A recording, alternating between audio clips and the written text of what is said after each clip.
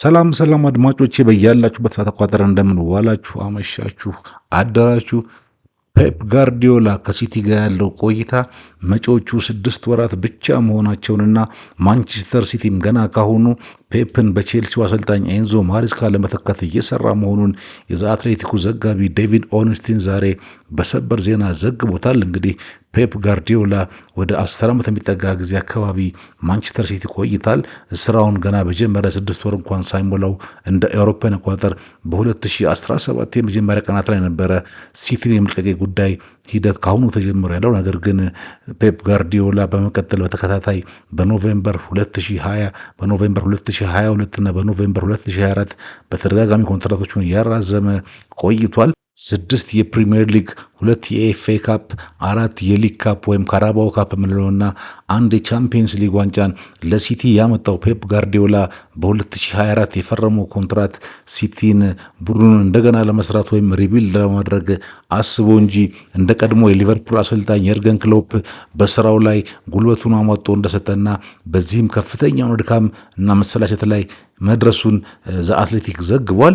በተለይም ማንቸስተር ሲቲ 115 ክሶች ከመጡበት በኋላ ፔፕ ጋርዲዮላ በማንቸስተር ሲቲ የመቆየት ምንም ሞራል አልነበረውም ሲባል ነበረ። ፔፕ እንግዲህ ወደ ሲቲ ከመጣ በኋላ አንገት ለአንገት ተናንቀው ከፍተኛ ተፎካካሪ የነበሩት የርገን ክሎፕና ሊቨርፑል እንደነበሩና በተለይም ክሎፕ ለአሰልጣኝነት ዘመኑ የሚያከብራቸው አሰልጣኝ እንደሆኑ በተደጋጋሚ ሲነገር ተሰምቷል። ፔፕ ወደ እንግሊዝ ፕሪሚየር ሊግ ከመጣ በኋላ 2 ጊዜ ዋንጫ የነጠቁት ሊቨርፑልና የርገን ክሎፕ ብቻ ናቸው። እንግዲህ ሊቨርፑሎች አንዴ በየርገን ክሎፕ ዘመን፣ አንድ ጊዜ ደግሞ በአርነ ስሎት ዘመን ከፔፕ ላይ ዋንጫ ወስደዋል እንጂ ፔፕ ጋርዲዮላ ሲቲን ከያዘ በኋላ ሌላ ማንም ቡድን ዋንጫ አላሸነፍም።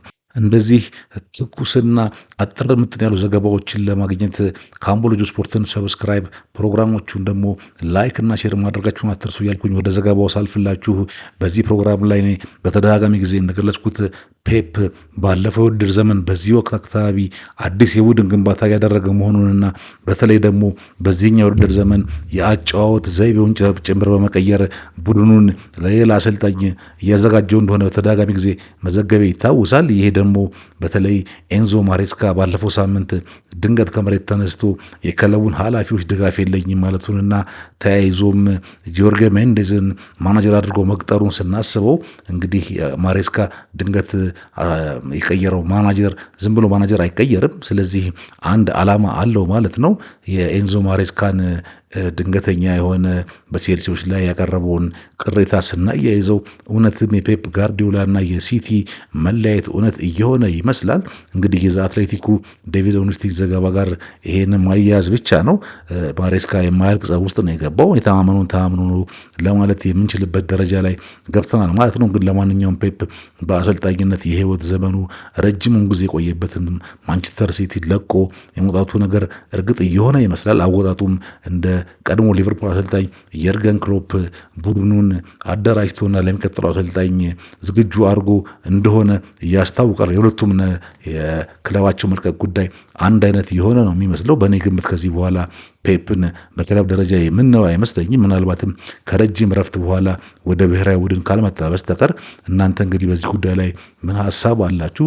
ሀሳባችሁን በኮሜንት ላይ ጻፉልኝ። በሌላ ዘገባ እስከምንገናኝ ድረስ እንግዲህ ሰላማችሁ ይብዛላችሁ እያልኩኝ ዛሬ በዚሁ አጭር ሰበር ዜና ሰናበታችኋለሁ። ቻው።